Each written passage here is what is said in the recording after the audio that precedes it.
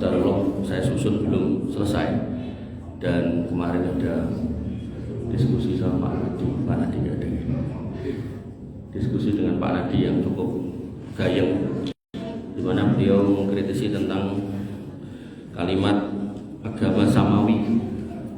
Padahal di kitab ini disebutkan risalah samawi. Jadi agama samawi, risalah samawi itu sama, yang menunjukkan bahwasanya memang agama-agama Yahudi, Nasrani, dan Islam itu adalah agama yang pernah turun dari langit. Hanya saja ketika Yahudi terjadi penyimpangan, maka pembenarannya atau pembersihannya atau perbaruannya adalah Nasrani. Begitu kemudian Nasrani juga mengalami penyimpangan. Nah, itu yang tadi coba saya susun, penyimpangannya apa. Maka pembersihannya atau pembaruannya adalah Islam. Makanya saya sampaikan kepada beliau kemarin, ada The Last Testament, perjanjian lama, ada The New Testament, perjanjian baru, The Old Testament, perjanjian lama, The New Testament, perjanjian baru, dan Islam datang sebagai The Last Testament, perjanjian terakhir. Sehingga ketika ini menjadi perjanjian terakhir, maka tentu Islam adalah pilihan yang paripurna. Artinya ketika dikatakan agama samawi bukan berarti kemudian tiga agama ini benar, tidak. Maksudnya ini agama pernah turun dari langit, hanya saja ada penyimpangan dalam perjalanannya. Nah, penyimpangan ini yang kemudian menjadikan Allah menurunkan agama berikutnya dari Yahudi ke Nasrani. Kemudian Yahudi Nasrani konsisten dengan penyimpangannya, didatangkanlah Islam. Nah, Islam yang muncul tentu dibawa oleh seorang Rasul. Nah, Rasul ini sudah dikabarkan sejak pada zaman Musa, sejak zaman Isa alaihissalam. Nah, itu yang saya janjikan untuk saya susun lengkap, tapi belum selesai. Insya Allah nanti kalau sudah selesai kita bahas. Bapak Ibu yang dirahmati Allah Subhanahu Wa Taala. Kemudian dalil-dalil aklinya kita diminta untuk berpikir kenapa kok kita harus memilih Muhammad SAW sebagai pilihan kita, bukan yang lain. Yang pertama, beliau Syekh Abu Bakar Jabir Al-Jazairi rahimahullah berkata, apa gerangan yang menjadi penghalang bagi Allah untuk mengangkat Muhammad sebagai Rasul? Padahal sebelumnya Allah telah mengangkat ratusan Rasul dan ribuan Nabi. Artinya kalau kemudian dulu pernah ada Rasul dan Nabi, kenapa kok sekarang nggak bisa? Kenapa kok nggak boleh? Kenapa kok harus diingkari? Apakah itu sesuatu yang aneh? Enggak, karena dulu pernah ada Rasul dan Nabi, maka ketika Muhammad SAW ada itu biasa aja. Nah, tinggal begitu kita tahu ini adalah Nabi yang terakhir, dan beliau sebagai Nabi yang terakhir juga mengatakan wa ana khatamul anbiya wal mursalin, aku ini Nabi yang terakhir penutupnya para Nabi. Maka ya tentu kita sebagai orang beriman ya setelah memilih Muhammad SAW ya sudah selesai, tidak lagi memilih yang lain, tidak lagi mempertimbangkan yang lain. Kemudian yang kedua, kondisi yang menyelimuti kerasulan Nabi Muhammad SAW yang sangat menuntut adanya risalah samawi. Nah, yang kemarin kita sempat sampaikan, dan seorang Rasul yang memperbarui kembali ajaran tauhid bagi segenap manusia, kemudian mengenalkan kepada mereka pencipta mereka. Nah, inilah yang menjadi penyimpangan Yahudi. Ketika Yahudi menyimpang, didatangkanlah Nasrani. Ketika Nasrani menyimpang, didatangkanlah Islam sebagai The Last Testament, perjanjian terakhir. Kemudian yang ketiga, Islam tersebar luas dengan cepat di seluruh penjuru dunia. Ini menjadi indikasi bahwasanya Islam itu bukan agama sembarangan, benar-benar datang dari Allah Azza wa Jalla yang menginginkan kebaikan kepada umat manusia. Gampangnya gini, ketika ada orang yang mengklaim keyakinan tertentu, mungkin pernah saya contohkan di sini, agama Darmo Gandul atau Loco itu lagi dengan tekok ke Amerika ya mudeng. Dengan tanyakan ke Arab, hal arafta Darmo Gandul Gato Loco, bingung ya, apa gitu. Nah, maka Bapak Ibu yang dirahmati oleh Allah Subhanahu Wa Taala, itu menjadi indikasi bahwasanya kebenaran kalau memang benar itu tidak akan kemudian hanya terpusat pada satu titik tertentu, pasti akan menyebar. Nah, tinggal dalam proses menyebar ini seperti apa dan bagaimana kemudian orang menerima. Makanya ketika penyebarannya adalah luas dan masyarakat luas dengan berbagai macam kalangan menerima dengan segala macam latar belakang suku bangsa, maka ini menjadi indikasi adanya keinginan dari Rabbul Izzati wal Jalalah, Tuhan semesta alam, Rabb semesta alam, yang menginginkan keselamatan buat manusia. Tentu mereka yang mau mengikuti jalan petunjuk itu, yaitu memilih Nabi Muhammad SAW. Kemudian yang keempat, prinsip-prinsip ajaran yang dibawa dan diajarkan oleh Nabi Muhammad itu sahih, benar, dan sangat sesuai dengan segala tempat waktu. Kemudian ia telah membuahkan hasil yang sangat baik dan menonjol sekali. Ini membuktikan bahwa ajaran itu berasal dari Allah Subhanahu Wa Taala dan mengajarkannya adalah utusan Allah dan nabinya. Ini kalau dikontekskan dalam konteks kurban, saya kajian itu beda-beda, beberapa masjid itu beda-beda. Ada yang akhlak, ada yang akidah, ada yang fikih, ada yang keluarga, ada yang pemuda. Nah, karena ini menjelang kurban, saya seragamkan menjadi tema kurban semua. Cuman bedanya nanti ada yang dari kitab Bulughul Maram, ada yang kitab Sahih Muslim, Sahih Bukhari, Musnad Imam Malik. Kemudian nanti ada yang dari Minhajul Muslim ini, nanti ada yang dari kitab-kitab kecil yang saya rangkum gitu. Nah, ternyata begitu disampaikan di setiap masjid itu permasalahannya yang lain beda-beda. Ada yang di situ bermasalah tentang pembagiannya, ada yang bermasalah tentang jantan atau betinanya, ada yang bermasalah kalau di lingkungan saya ada orang LDI bisa tak kasih apa enggak, gitu. Kemudian macam-macam. Dan yang namanya Islam, seperti mana yang dikatakan oleh beliau rahimahullah pada poin yang keempat ini, bahwasanya prinsip-prinsip ajaran Islam ini adalah ajaran yang datang dari Allah Subhanahu wa taala, pasti benar dan akan membawakan kebaikan. Makanya begitu kita sampaikan dalilnya, ayatnya, hadisnya, rujukannya, referensinya, maka mereka baru ternyata intuk toh, ternyata gak apa-apa toh. Nanti ada masjid yang melarang, di masjid itu salah satu takmir itu melarang pokoknya daging kurban aja dimasak nih gini, kudu didumke mentah nganti entek. Dan keras sekali gitu kan, maksudnya tidak ada nego sedikit pun gitu. Nah, ada juga yang masjid yang pokoknya ndase tak dol. dan saking pengen kudu ndang ngedol itu sampai murah banget Pak. Dan ada jengkulaan ndas sapi murah, cuma 150.000. Padahal di harga pasar niku ilate tok itu iso 100.000-an. Sate Padang itu kan lidah sapi loh. Nah niku sak lidah itu dan lote itu bisa 100.000-an. Nah niku utuh 150.000. Jenengan ajeng mundut telu dimasak-masak nanti blenger ya. Murah 150.000. Nah, maka Bapak Ibu yang dirahmati oleh Allah, maka Islam hadir menjelaskan. Nah, makanya waktu yang lalu kalau nggak salah saya contohkan ekonomi. Kalau benar kita mau kembali ke ekonomi syariah, itu aman terkendali. Dan di Bahrain, kota yang kecil, itu menjadi pusat ekonomi syariah dunia karena dia mengumpulkan ahli-ahli ekonomi syariah kemudian membuat buku standar ekonomi syariah tebelnya 2 kali ini kalau nggak salah, 2 kali ini. Dan itu dirujuk oleh semua negara di seluruh dunia. Dan Bahrain menerapkan ekonomi syariah di dalam negerinya dengan bank yang kecil tapi perputarannya uang yang sangat besar sekali. Makanya Bapak Ibu yang dirahmati oleh Allah Subhanahu wa taala, ketika kita sebagai seorang muslim mau kembali kepada Al-Qur'an dan Sunnah dan memahami pemahaman yang baik tentang Al-Qur'an dan Sunnah, insya Allah hidup itu pasti ada jalan keluarnya. Tidak mungkin ngantek mentok, tidak ada jalan keluar pun tidak mungkin. Kemudian yang kelima, juga adanya mukjizat-mukjizat yang diberikan kepada beliau SAW, di mana akal menolak kalau hal-hal seperti itu keluar dan berasal dari selain Nabi SAW. Artinya nggak mungkin apa yang dilakukan Nabi SAW itu datang dari syaitan, nggak mungkin itu datang dari kemampuan sihir dan seterusnya, nggak mungkin. Nah, sehingga poin 5 ini dipertegas pada poin-poin berikutnya, yaitu berikut ini adalah mukjizat-mukjizat yang terjadi pada beliau SAW yang direkam oleh sejarah.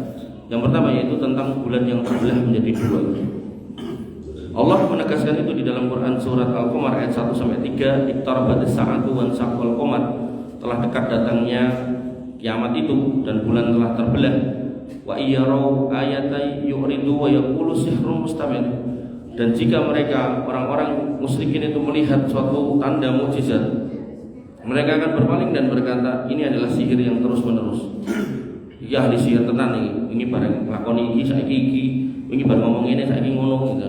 Ini benar-benar ahlinya sihir nih Muhammad ini. Kemudian wakadzabu wa tabu ahwa'ahum, dan mereka mendustakan dan mengikuti hawa nafsu mereka untuk terus di atas kesesatan. Ini dalilnya. Dan kemudian saya pernah melihat di YouTube atau di mana saya lupa, pokoknya online itu. Nah, itu disebutkan bahwasanya di keker itu bulan itu ada garis lurus yang melintang. Yang mana garis lurus itu tidak atau bukan garis kayak sungai gitu, bukan. Tapi garis itu tembus sampai ke dalam-dalam dan itu melingkar. Dan itu mengindikasikan bahasanya benda langit ini, makhluk Allah ini yang namanya bulan ini dulu pernah terbelah kemudian gaduh lagi. Nah, saya lihatnya di media online gitu. Nah, tenan apa enggak saya belum pernah ke sana gitu. Artinya ketika seorang muslim ya, memainkan imannya, maka begitu membaca ayat itu sami'na wa ata'na, sami'na wa amanna, kami mendengar dan mengimani. Nah, adapun orang kafir kok neliti nanti ketemu itu cuma bagian dari memperkuat keimanan kita. Jangan dibalik. Wong kafir wis tekan bulan yo orono, ngentekke duit, Pak. Padahal ayat sudah menjelaskan. Makanya ketika kita membaca dalil-dalil sahih, kita akan mempunyai gambaran tentang alam semesta dengan sangat jelas. Misal Nabi mengatakan di atas langit ada langit lagi sampai ke-7, di atas langit ke-7 ada lautan, di atas lautan ada arsy Allah, dan di atas arsy Allah itulah Allah bersemayam. Kemudian di antara dua langit di sini jaraknya 500 tahun perjalanan, dan kemudian tebalnya tiap langit juga 500 tahun perjalanan. Itu bisa kita hitung. Jane saka bumi tekan arsy Allah itu berapa puluh ribu tahun perjalanan. Nah, tinggal tahun perjalanan itu berapa? Tinggal dicarikan persamaannya, nanti akan ketemu berapa juta kilometer. Nah, tapi kalau orang kafir pengen junggai, maka begitu dia baru unggah ke langit dunia, dia sudah merasa hebat. Padahal di atas langit masih ada langit. Dan benar, ternyata yang namanya galaksi Bima Sakti itu di dalamnya ada planet-planet, termasuk rangkaian planet bumi kita ini. Jadi ada matahari, bulan, bintang, kemudian Merkurius, Venus, terus bumi, terus macam-macam sampai Pluto. Ternyata masih ada lagi yang semodel itu, dan masih ada galaksi-galaksi lain yang lain. Makanya Bapak Ibu dan rahmatullah Allah Subhanahu wa taala, kita itu sebenarnya makhluk yang sangat kecil di antara tata surya, tata semesta, alam semesta yang ada ini. Oleh karena itu, maka kalau kita sampai sombong itu nggak patut. Makanya dalam konteks ini kita nggak perlu capek-capek kayak orang kafir, biarin mereka yang bikin pesawat terbang ke angkasa, biarin mereka yang kemudian memeriksa kebenaran firman-firman Allah. Dan kita cukup membaca di dalam ayat, kita imani, dan ketika mereka menemukan yang sama, maka kita anggap itu sebagai penguat keimanan kita. Kemudian yang kedua, Bapak Ibu rahmatullah Allah, pada perang Uhud, maka di situ ada sahabat yang mulia Qatadah yang matanya terkena senjata musuh hingga tercongkel dan bergelantungan pada pipinya. Ngawir-ngawir. Maka Nabi SAW pun mengambil matanya dan mengembalikannya, dan tentu didoakan atas izin Allah, maka matanya kembali seperti sedia kala, bahkan lebih baik dari sebelumnya. Makanya kalau Dajjal itu diberikan kemampuan oleh Allah, diizinkan oleh Allah untuk menyembuhkan mata yang buta, Dajjal tidak diberi kemampuan untuk mengembalikan mata yang mau lepas. Belum ada hadisnya Dajjal mengembalikan mata yang mau copot dibalikin lagi. Sedangkan Nabi mampu dan pernah melakukan itu. Hanya saja ketika orang kafir melihat itu, orang musyrik melihat itu, maka dianggap sebagai sihrun mustamir, sihir yang terus menerus. Sampai Nabi digelari sebagai as-sahir, seorang penyihir, karena dia ahlinya ahli. Padahal Pak, nek tenan ahli sihir, ngapain perang? Kan tinggal di damu kopi gitu kan, gelundung kabeh. Tapi ya tetap perang, mempersiapkan pasukan, membawa pedang, membawa panah, membawa kuda, unta, perlengkapan perang. Ya, tapi itulah namanya orang yang sudah tertutup hidayah gitu. Maka tidak akan sampai pada hidayah kecuali Allah mengizinkan. Kemudian yang ketiga, kedua mata Ali bin Abi Thalib juga pernah sakit ketika akan berangkat pada perang Khaibar. Lalu Nabi SAW pun menyemburnya dengan ludah beliau SAW. Maka keduanya sembuh total seperti tidak pernah sakit. Dan ini sekali lagi, yang model-model begini itu hanya keistimewaan seorang Rasul atau seorang Nabi. Jadi jangan pernah, ya ampun, dengan meyakini kayak gini terus jangan terapkan kepada orang-orang yang jenengan anggap alim atau solih, mungkin enten kiai, enten ustaz, enten guru. Mas atau loro Mas ijo nono ndang, malah loro gitu kan. Matur nuwun jazakallahu khairan. Karena yang namanya ludah itu mengandung banyak bakteri gitu. Adapun Nabi dan Rasul tentu di situ punya keistimewaan. Makanya jangan kayak sebagian orang yang kemudian justru mencari ludah atau ababe orang-orang tertentu, tidak bagus. Kemudian yang keempat, dalam peristiwa perang Badar, kaki Ibnul Hakam pernah patah. Lalu Nabi SAW menyembuhkannya dengan ludah beliau.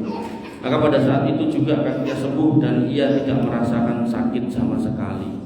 Kalau ini jelas mukjizat. Adapun sebagian orang yang melakukan hal yang sama, meludahi sana sini, ngajaran sana sini, maka itu adalah hasil interaksi dia dengan jin. Maka tidak diperbolehkan dalam Islam kita melakukan hal yang seperti itu. Kemudian yang kelima, mukjizat beliau berbicara pada pohon, di mana pohon itu berbicara kepada Nabi SAW. Di mana seorang badui mendekat kepada beliau, maka Rasulullah SAW berkata kepadanya, "Hai badui, mau kemana kau?" Maka ia menjawab, "Aku mau pulang ke keluargaku." Maka beliau bertanya, "Apakah kamu mau menuju kebaikan?" Maka ia pun menjawab, "Apa itu?" Rasul pun menjawab, "Engkau bersaksi bahwasanya tiada Tuhan yang berhak disembah kecuali hanya Allah Subhanahu wa taala, tiada sekutu baginya, dan bahwasanya Muhammad adalah hamba dan rasulnya." Lalu badui itu pun berkata, "Siapa yang memberikan kesaksian untukmu terhadap apa yang kau katakan ini?" Lalu Nabi SAW bersabda, "Pohon ini." Jadi ada pohon ini yang bersaksi. Sambil menunjuk kepada satu pohon yang ada di tepi lembah. Lalu pohon itu pun bergeser hingga berdiri tegak di hadapan orang badui itu. Kemudian si badui meminta kepada pohon itu untuk memberikan kesaksian sebanyak 3 kali, dan pohon itu pun memberikan kesaksian sebagaimana dituturkan Nabi Muhammad SAW sendiri. Dan ini tidak aneh. Kenapa? Karena nanti dalam riwayat yang lain, banyak riwayat disebutkan dalam Sahih Bukhari, Sahih Muslim, dan kitab-kitab hadis yang lain, bahwasanya akhir zaman itu salah satunya dicirikan dengan adanya pohon-pohon yang berbicara, menunjukkan orang Yahudi yang sembunyi di dekatnya, termasuk batu-batuan, termasuk dinding, itu juga akan berbicara, menunjukkan ini loh orang Yahudi bersembunyi di dekat pegunungan. Dan itu tidak akan dilakukan oleh satu pohon yang bernama Gorkot. Nah, makanya ada pohon yang ngomong, ada pohon yang enggak. Makanya ketika nanti hari kiamat ada yang seperti itu, maka kalau pas zaman Nabi kok ada pohon yang diajak ngomong, maka itu tidak apa-apa. Artinya itu bukan sesuatu yang aneh itu. Dan nanti dalam bab Nabi ketika buang air di satu lembah, itu Nabi biasanya kalau di padang pasir yang luas, Nabi itu kalau membuang air itu menjauh dari manusia yang jauh. Tapi karena lembah itu kan tidak bisa kita mencari tempat yang jauh, karena kan piringan mereng-mereng, miring-miring gitu kan. Maka beliau mencari tempat yang kiranya ada rimbunan dahan sehingga ketutup. Jadi kalau kita ngomongkan Nabi buang air itu jangan dibayangkan ada WC, ada toilet, ada toilet jongkok, itu tidak ada, toilet duduk tidak ada. Itu benar-benar di alam gitu ya. Nah, maka beliau mencari rimbunan pohon. Nah, qadarullah di lembah itu pohonnya jaraknya jauh-jauh. Akhirnya 2 pohon yang berjauhan ini ditarik, seret itu jalan dan ada di depan beliau dan nutup. Dan riwayat itu riwayat yang sahih, sehingga kita sebagai seorang mukmin yang harus menganggap itu ya mukjizat, bukan sihir atau apa sebagaimana yang dikatakan oleh orang-orang kafir atau orang-orang muslim. Bapak Ibu yang dirahmati oleh Allah Subhanahu wa taala. Kemudian dalam kisah yang terkenal juga ada rintisan pohon kurma yang biasa beliau jadikan sebagai sandaran. Ketika beliau kemudian membuat mimbar, maka pohon kurma itu tidak lagi digunakan, dan di situ pohon kurma itu pun menangis. Dan tangisan pohon kurma itu disebutkan di sini seperti suara unta yang hamil 10 bulan. Dan pohon itu tidak berhenti menangis sampai Nabi SAW mendatanginya, lalu meletakkan tangan yang mulia kepadanya, maka pohon itu pun diam. Jadi tangisannya banter sampai Nabi kemudian mendatangi, kemudian nangis. Akhirnya berhenti.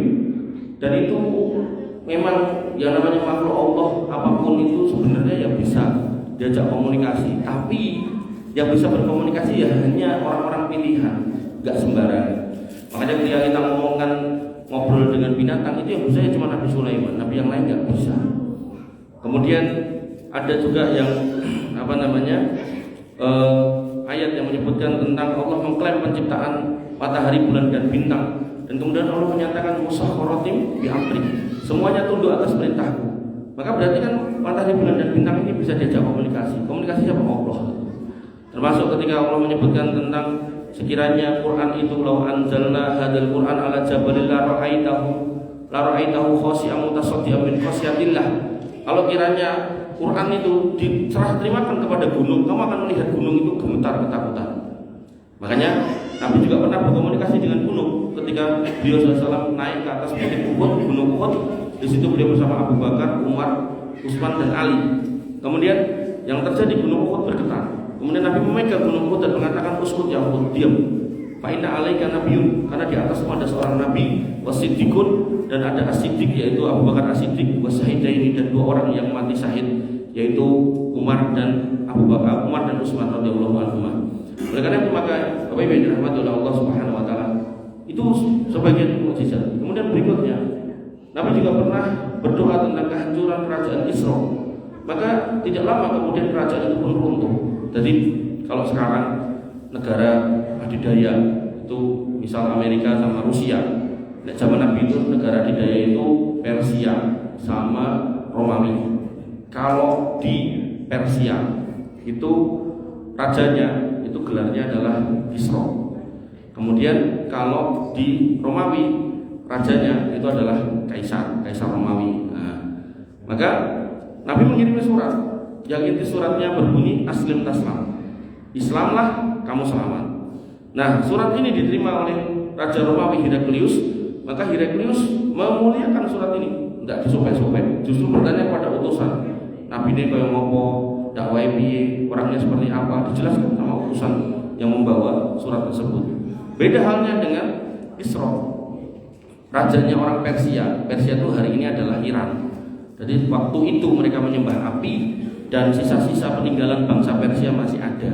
Makanya orang Iran itu masuk Islam setengah hati. Dia nggak mau total. Dia pengennya ya tetap menggunakan ciri khas Persia. Makanya Islamnya Islam yang berbeda dengan umumnya Islam kaum muslimin.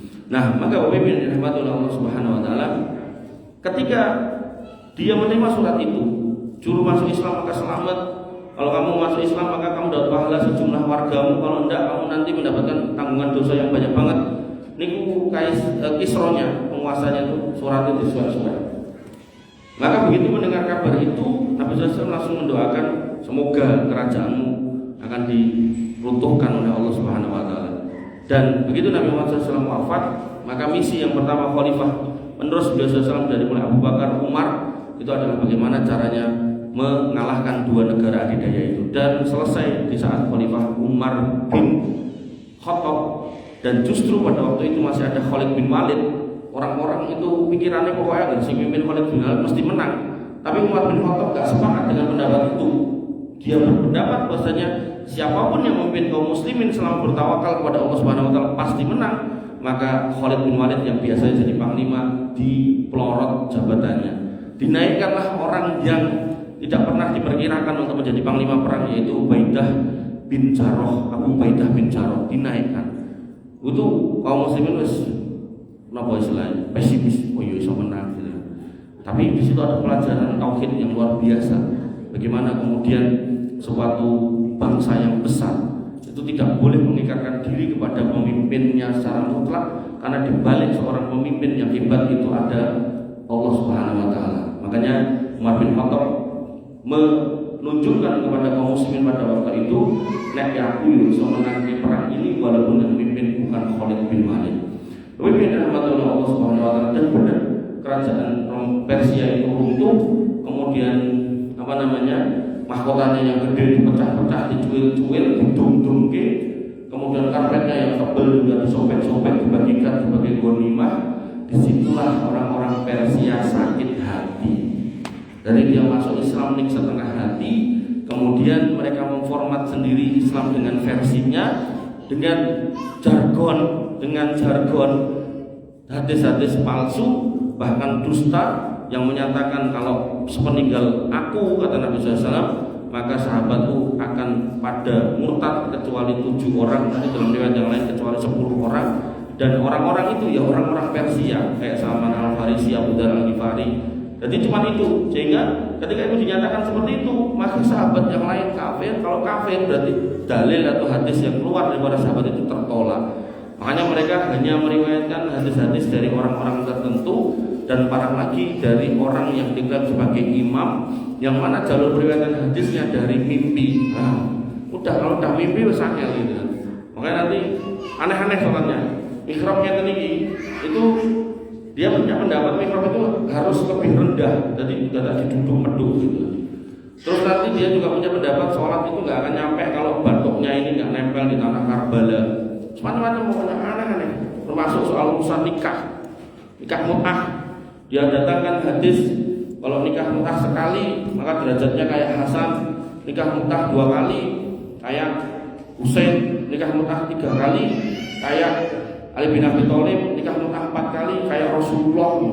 Apa enak pengen derajat ke Rasul tinggal nikah mut'ah 4 Nah, ketika si ulamanya ini lagi ngajar, saya lihat di YouTube itu, ini kan muridnya sing tanya, saya nanya, apa?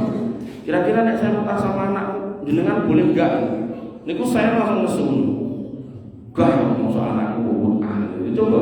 Artinya kalau ini sebuah ajaran yang baik dan benar, kudune loh ya. Kalau tiba-tiba ada yang mau kan harusnya ya semangat. Makanya dengan pernah baca atau ingat kisah Nabi Lut alaihissalam ketika beliau didatangi tamu yang merana mereka adalah para malaikat yang ingin mengabarkan akan datangnya adab pada malam itu malaikatnya kan ganteng-ganteng, itu warganya itu kan harus ikuti. Dan Lut alaihissalam gak cuma ngusir, dia mengatakan apa? Ojo kok ganggu tamuku, nek gelem anakku lho. Artinya apa? Kowe ben mari dadi wong homo nikah normal, gak apa-apa iki anakku pengen nikah. Kan gitu. Nah itu benar seorang nabi itu seperti itu. Maka harusnya si ulama Syiah itu kalau nawake mut'ah, kemudian muridnya gelemi putrane itu dipikir kan malah diloke mosok anakku ro kowe gitu. Nah, maka Bapak Ibu yang dirahmati oleh Allah Subhanahu wa taala, semua itu pada akhirnya usaha untuk meruntuhkan Islam dari dalam. Makanya istilah orang munafik, kaum munafik itu udah ada sejak zaman Nabi, bahkan di antara 114 surat itu ada satu surat Al-Munafikun. Belum lagi penjelasan tentang orang-orang munafik itu juga tersebar di Quran, Al-Baqarah ada, Al-Imran ada, sampai ke belakang itu banyak. Makanya itu peringatan keras bahwasanya ketika kita sudah beriman, mengaku sebagai seorang muslim, kita harus total udkhulu fis-silmi kafah. Jangan pernah menjadi duri dalam daging, menggunting dalam lipatan. Oleh karena itu maka Bapak Ibu yang dirahmati oleh Allah Subhanahu wa taala, kekhawatiran Pak Nadi kemarin itu kan karena beliau khawatir ketika dikatakan bahwasanya agama samawi, nanti takutnya berarti Yahudi sekarang benar, Kristen sekarang benar. Maka saya katakan enggak, saya nggak pernah ngomong kayak gitu, Pak. Ketika saya katakan agama samawi, saya mengambil dari kitab-kitab yang ada, maka itu bukan berarti membenarkan dua agama yang ada. Justru kita ingin menyatakan itu pernah ada dan pernah benar yang menyimpang, sehingga Islam datang menggenapi. Nah, kemudian beliau mengatakan, lah saya khawatir nanti orang salah paham, akhirnya kemudian menganggap semua tiga agama itu benar. Saya katakan memang ada dai-dai yang gak jujur dalam berdakwah. Dia menitipkan kepentingan, pengen dapat kedudukan, jabatan, mungkin di depannya ada tokoh-tokoh tertentu yang pengen dihormati dan nanti dapat sesuatu. Maka dia mengatakan, loh ada tiga agama samawi. Kemudian dia mengatakan, loh berarti benar semua. Memang ada dai-dai yang seperti itu. Tapi kita harus kemudian menjadi dai yang apa adanya, yang menjelaskan kalau memang pernah ada agama itu, tapi kemudian Allah tutup semua agama itu dengan Islam yang rahmatan lil alamin yang hari ini kita pegang. Bapak Ibu yang dirahmati oleh Allah Subhanahu wa taala. Kemudian yang ke-8, doa beliau untuk Ibnu Abbas akan menjadi orang yang faqih di dalam agama. Maka dari itu Ibnu Abbas menjadi ulama bagi umat Islam. Doa beliau adalah Allahumma faqihhu fiddin wa 'allimhu ta'wil. Ya Allah, faqihkan dia, memahamkan dia dalam agama dan ajarkan dia takwil dalam urusan agama. Sehingga beliau memang menjadi ahlinya agama pada masanya dan kemudian diiringi sahabat-sahabat yang lain tentunya. Kemudian yang ke-9, makanan dapat menjadi banyak berkat doa beliau, sehingga makanan yang semula hanya 2 mud sekitar 1,3 kilo gandum dapat dimakan oleh lebih dari 80 orang. Ini terjadi pada saat perang Khandaq. Perang Khandaq itu perang ketika terjadi kelaparan, kemarau dan kaum muslimin tidak punya makanan. Maka begitu kemudian Nabi menyiapkan makanan, ternyata bisa dimakan oleh puluhan orang. Kemudian yang ke-10, air menjadi banyak berkat doa beliau. Ketika para sahabat kehausan di waktu perang Hudaybiyah, Nabi SAW hanya mempunyai satu rokwah, yaitu bendera kecil terbuat dari kulit air untuk wudhu beliau. Maka para sahabat datang menghampiri beliau dan berkata, kami tidak punya air kecuali air yang ada di dalam bejanamu ya Rasul. Jadi kita semua tak punya air kecuali yang ada di wadah minum kau itu ya Rasul. Maka beliau meletakkan tangannya ke dalam bejana tersebut dan dengan serta-merta air memancar dari celah-celah jemari tangan beliau bagaikan mata air. Maka semua sahabat pun minum dan berwudu dari air tersebut, padahal jumlah mereka mencapai 1.500 orang. Jadi misalnya kita bejana jari beliau dimasukkan, kemudian keluar dari celah-celah ini air. Mereka semua minum. Nah ini dilakoni kalau habib-habib. Jadi dibuka, keke, enten sing didamu, enten sing didudul jero niku. Hati-hati nek dhek bar kukur-kukur bokong pluk. Ki ilat dengan gatel gitu. Kok hati-hati. Niku tabaruk dengan orang itu hanya berlaku pada Rasul gitu. Jadi jenengan jangan pernah melakukan itu pada siapapun selain Rasul. Nek Rasulnya udah gak ada diampun. Jadi tabaruk sama orang, minta air liurnya, minta keringetnya, minta turahan minumnya, itu hanya berlaku pada Rasul. Nah, singkatnya mungkin kapan-kapan kalau ada pembahasan di sini mudah-mudahan kita bisa bahas. Kemudian yang ke-11, Isra dan Mi'raj yang beliau alami dari Masjidil Haram ke Masjidil Aqsa, lalu naik ke langit yang paling tinggi hingga ke Sidratul Muntaha. Kemudian beliau kembali ke tempat tidurnya dalam keadaan belum dingin alias masih hangat badannya itu. Ini menjadi mukjizat juga, dan ini mukjizat termasuk yang paling besar setelah Al-Quran. Karena beliau naik ke langit 1, 2, 3, 4, 5, 6, 7. Di langit yang ke-7 itu ada Sidratul Muntaha. Sidrul itu tanduran itu, pohon bidara itu. Bidara tapi warna-warni daunnya, terus gede. Nah, beliau naik di pohon itu, kemudian mendapatkan perintah sholat dari atas 50 rakaat. Turun menemui Musa. Diceritakan sholatnya 50 rakaat. Musa mengatakan, umatku tidak sanggup, minta penurunan, naik lagi, turun naik lagi sampai tinggal 5 pun sebenarnya Musa alaihissalam menasihati minta korting lagi, tapi Nabi sudah mengatakan aku sudah malu. Akhirnya beliau kemudian turun ke bawah sama Jibril, dan di Sidratul Muntaha itulah Jibril menampakkan dirinya dalam bentuk asli, yaitu dengan ukuran yang besar, dengan sayap 600 sayap. Jadi tidak dengan ningali pitik nopo burung niku sayapnya namung kalih niki 600. Sehingga itu pemandangan yang langka yang Nabi SAW lihat di sana.